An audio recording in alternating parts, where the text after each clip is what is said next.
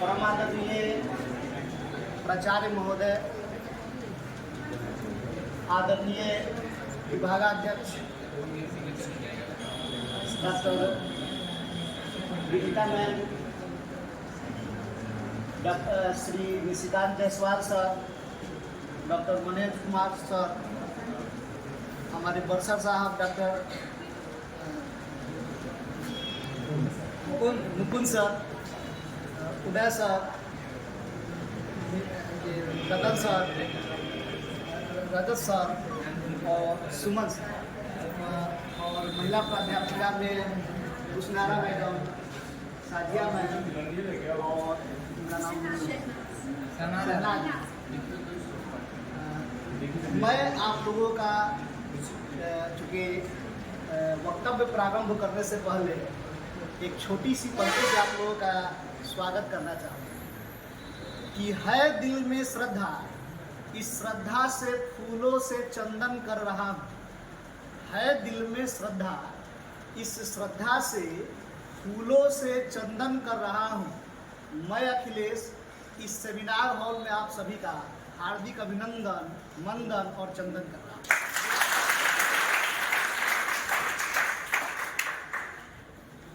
मुंशी प्रेमचंद जी पे और उनकी साहित्य साधना पे बोलना आसान नहीं है। वो जितने सहज और सिंपल दिखने वाले व्यक्ति थे, उतना ही उनका व्यापक साहित्य था। मतलब जितना साधारण जीवन था, लेखनी उतना ही असाधारण था। इसलिए उनके साहित्य और उनकी लेखनी पर बोलना आसान नहीं। प्रेमचंद हिंदी के प्रसिद्ध पत्रकार, कहानीकार, उपन्यासकार, नाटककार के रूप में प्रसिद्ध हैं और उनकी जयंती पे आज हम लोग यहाँ एकत्रित हुए हैं और सबसे पहले उनको श्रद्धा सुमन अर्पित करते हुए, उनको नमन करते हुए अगर हम उनके व्यक्तित्व पर प्रकाश डालते हैं तो हम पाते हैं कि प्रेमचंद बहुआयामी व्यक्तित्व है। उनकी साहित्य साधना के साथ साथ उनका जो साहित्य का लेखन का जो कैनवास था वो काफ़ी व्यापक था। वो इतने व्यापक कैनवास के लेखक थे कि एक ही साथ उन्होंने समाज की तमाम कुरीतियों को एक साथ समेट लिया और उन कुरीतियों में भ्रष्टाचार, सांप्रदायिकता, समकालीन सामाजिक समस्या, राजनीतिक समस्या, आर्थिक और सांस्कृतिक समस्याओं को उन्होंने यथार्थ रूप से प्रस्तुत किया। अगर देखें तो प्रेमचंद अपने साहित्यिक युग के ऐसे मार्गदर्शक के रूप में सामने हमारे आते हैं कि वे मशाल लेकर आगे चलते हैं और वो आगे चलकर रास्ता दिखाने का काम कर रहे हैं। उन्होंने कहा कि साहित्य का उद्देश्य मनोरंजन नहीं है, ये काम मदारी और भाट करते हैं। साहित्य का उद्देश्य है जीवन की गंभीर व्याख्या करना, लोग जन की समस्याओं को उसमें उठाना। मतलब इस रूप में साहित्य की व्याख्या करते हैं प्रेमचंद। और प्रेमचंद के साहित्य और उनके एक तरह से बोलेंगे कि उनके व्यापक व्यक्तित्व को समझने के लिए उनके संवेदनशील लेखन व्यक्तित्व और मतलब जो है वो समझना भी जरूरी है। प्रेमचंद के लिए जो है यथार्थ के धरातल पर और उनके रचना और आलोचना के केंद्र में जो है प्रेमचंद को अगर हम रखते हैं तो ये एक तरह से मतलब हम बोलेंगे कि प्रेमचंद सिर्फ क्या बोलेंगे सत्ता और सत्ता के संघर्ष, मार्क्सवाद, इन सब को और गांधीवाद, इन सब को समाहित करते हुए जो है साहित्य को आगे बढ़ाते हैं। कहा जाता है कि गांधी जी के बाद और प्रेमचंद ये दो ही ऐसे लेखक हुए जिन्होंने साहित्य में दबे कुचले वर्ग और पद दलित लोगों को जो है स्थान दिया। साथ ही प्रेमचंद के अगर व्यापक साहित्य के बारे में अगर समझना है तो उनके गोदान को, उनके उपन्यास में गोदान को समझना जरूरी है। गोदान के बारे में कहा जाता है कि ये एक ऐसी रचना है जो तत्कालीन कृषक जीवन की इसमें त्रासदी है। और गोदान का जो होड़ी पात्र है वो गांव के आज भी अगर समकालीन युग के भी किसानों की जो परिस्थितियाँ है, कमोबेश उस समय जो परिस्थितियाँ थी वो आज से भी मिलती जुलती, और दोनों की प्रासंगिकता है। गोदान का जो नामकरण ही है वो बड़ा ही मतलब एक तरह से नामकरण पे ही अगर विचार करें तो हम देखते हैं कि धार्मिक आडंबर पे उठाया जाता है।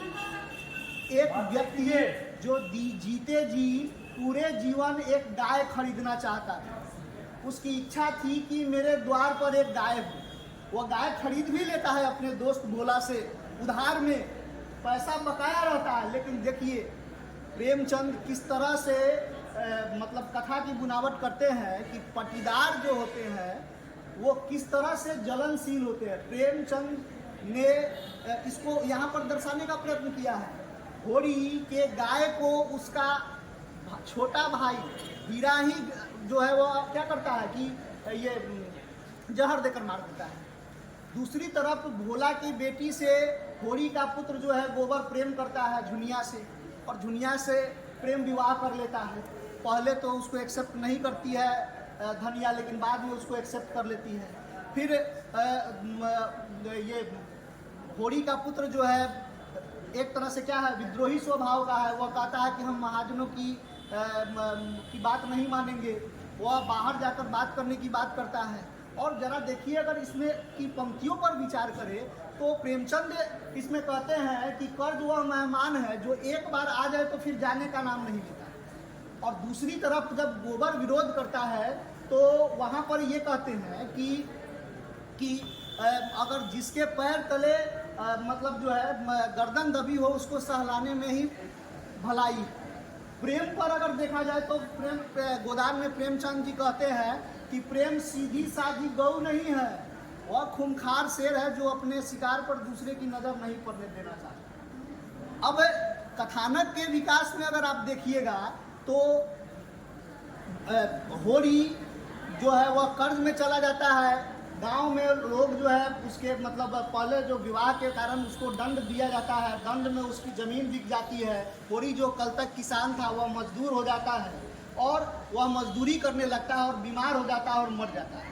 और मरने के बाद पंडित जी आते हैं और जब गाय दान कराते हैं तो धनिया जो है 1.25 रुपया लेकर जाती है और कहते घर में कुछ नहीं बचा, यही 1.25 रुपया लीजिए और ये इसी से गोदान करवा दीजिए। कितनी विडंबना की बात है कि जो व्यक्ति एक गाय खरीदने के लिए पूरे जीवन संघर्ष किया, उसी व्यक्ति के मरने के बाद 1.25 रुपये में गाय दान करवा दिए पंडित जी। इस पर विचार जो है प्रेमचंद करते हैं। इनकी कहानियों में अनमेल विवाह, बाह्य आडंबर, मंदिरों में जो पुरोहितों द्वारा जो है दासियों का शोषण किया जाता है उस पर विचार, आभूषण प्रियता, इन सभी विषयों पर इन्होंने उपन्यासों की सृष्टि की है। कहानी के क्षेत्र में अगर हम देखें तो प्रेमचंद जी की 3 कहानियों पर हम विचार करते हैं। एक कहानी है ईदगाह। ईदगाह कहानी देखिए बाल मनोविज्ञान की कहानी है, और ज़रा प्रेमचंद किस तरह से इस कहानी में विचार करते हैं और दिखाते हैं कि एक बच्चा जो छोटा था 3 से 4 वर्ष का, वो बूढ़ा की तरह व्यवहार करता है। यानी अगर कहीं एक बड़े विद्वान का कथन है कि कब पढ़ना है और कब कमाना है, यह व्यक्ति के हालात तय करते हैं, परिस्थितियाँ मतलब व्यक्ति की परिस्थितियाँ तय करती हैं। और एक व्यक्ति हालात और परिस्थितियों में परिपक्व हो जाता है। कम उम्र में व्यक्ति भी बहुत बड़े उम्र की तरह सोच सकता है अगर वैसी परिस्थितियों में। और प्रेमचंद ईदगाह में इसी पर विचार करते हैं कि हामिद एक छोटा बच्चा है और उसके पास जो पैसे हैं उससे वह मिठाई नहीं खरीदता है। कहता है कि मिठाई से मुंह सड़ जाए, उसकी बहुत बुराई करता है। खिलौने नहीं खरीदता है क्योंकि खिलौने टूट जाए। वह क्या करता है तो अपनी दादी के लिए चिमटा खरीद लेता है कि दादी का हाथ नहीं जले। कितनी मानवीय संवेदना है कहानी में, आप इस पर विचार कर सकते हैं। और बाल मनोविज्ञान, आर्थिक विषमता, समकालीन समस्याओं को उन्होंने इस कहानी में दर्शाया है।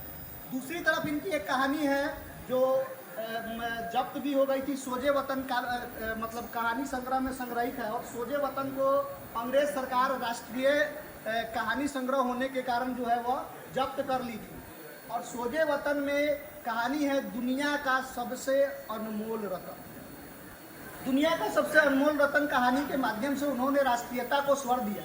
और जरा आप देखिएगा कि उन्होंने विचार करते हुए क्या कहा कि कहानी के कथ्य में ही शुरुआत में दिखाया गया कि दिलफिगार और दिलफरेब ये दो पात्र हैं, और दिलफिगार जो है दिलफरेब से प्रेम करता है, और वह कहती है कि अगर तुम हमसे प्रेम करते हो तो जाओ दुनिया के सबसे अनमोल रतन लेकर आओ, तभी मैं तुम्हारे प्रेम को मतलब स्वीकार करूंगी।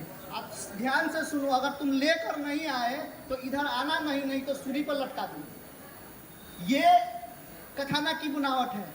और दिलफिगार जो है वह निकल जाता है दुनिया के अनमोल रतन के ढूंढने के लिए। और जब वह जाता है तो उसको जो है एक जो है काला आदमी मिलता है जिसको फांसी हो गई थी, और वो फांसी से बच जाता है। और जब फांसी से जब उसको उतारा जाता है तो वह एक बच्चे को गले लगाकर रोने लगता है। पहला आंसू जो गिरता है उसको तुरंत जाकर वो उसको क्या करता है, लपक के ले लेता है कि यह आत्मग्लानि का आंसू है। और इसको जो है वो अपने हाथों में लेने के बाद कहता है कि यही दुनिया का सबसे अनमोल रतन है, और लेके पहुंच जाता है अपनी प्रेमिका दिलफरेब के पास। दिलफरेब कहती है कि इस दुनिया का अनमोल रतन नहीं है, जाके ढूंढो फिर से। फिर वह आता है तो देखता है कि एक पत्नी जो है अपने पति को अपने गोद में बैठाए हुए और सती होने के लिए जो है चीरा पे बैठी हुई है, ठीक है। और जब देखते ही देखते थोड़ी ही देर में वह सती हो जाती है और जलकर राख हो जाती है, तो उसको लगता है कि यह दुनिया का सबसे अनमोल रतन है जो अपने प्रेमिका जो है अपने प्रेमी के लिए जिंदा जो है अपने आप को दाह कर दी। तो वह उस राख को समेटता है और लेकर फिर पहुंच जाता है अपनी प्रेमिका के पास और कहता है कि ये है दुनिया का सबसे अनमोल रतन। दिलफरेब कहती है कि ये भी नहीं है। तो वह निराश हो जाता है और जाता है मरने के लिए। तो फिर वहाँ पर एक व्यक्ति मिलता है और कहता है कि प्रेम में धैर्य पहले जरूरी है, तुम मरो नहीं। अगर तुमको दुनिया का सबसे अनमोल रतन चाहिए तो तुम भारत की तरफ जाओ। वो भारत आता है तो भारत में देखता है कि युद्ध के मैदान में बहुत सारे सैनिक मरे हुए और एक सैनिक जो है वो आधा मरा हुआ और कराह रहा है, उसके शरीर से खून निकल रहा है। तो यह एक कपड़ा से लेकर उसके घाव को बांध देता है। तो वह सैनिक कहता है कि तुम मेरे इस घाव को नहीं बांधो, मैं मर जाना चाहता हूँ। उस देश में रहने से अच्छा है कि मैं युद्ध भूमि में मर जाऊँ, जिस देश में गुलामी में जीना पड़े, अपने ही देश में गुलाम रहकर जीना पड़े, इससे तो अच्छा है कि मैं युद्ध भूमि में मर जाऊँ। और यह कहकर वह कपड़ा को निकाल देता है और उसके शरीर से आखिरी खून का कतरा निकलता है और मर जाता है। इसको ये जो है दिलफिराग जो है वह ले लेता है और उसको लेकर पहुंच जाता है अपनी प्रेमिका के पास। और तब वह कहती है कि हाँ यही है दुनिया का सबसे अनमोल रतन, जो एक मतलब योद्धा द्वारा अपने देश की रक्षा के लिए आखिरी खून का कतरा जो गिराया गया है वह जो है वह दुनिया का सबसे अनमोल रतन। जरा आप इस पर विचार कीजिए किस तरह से प्रेमचंद इसका मतलब ये करते हैं।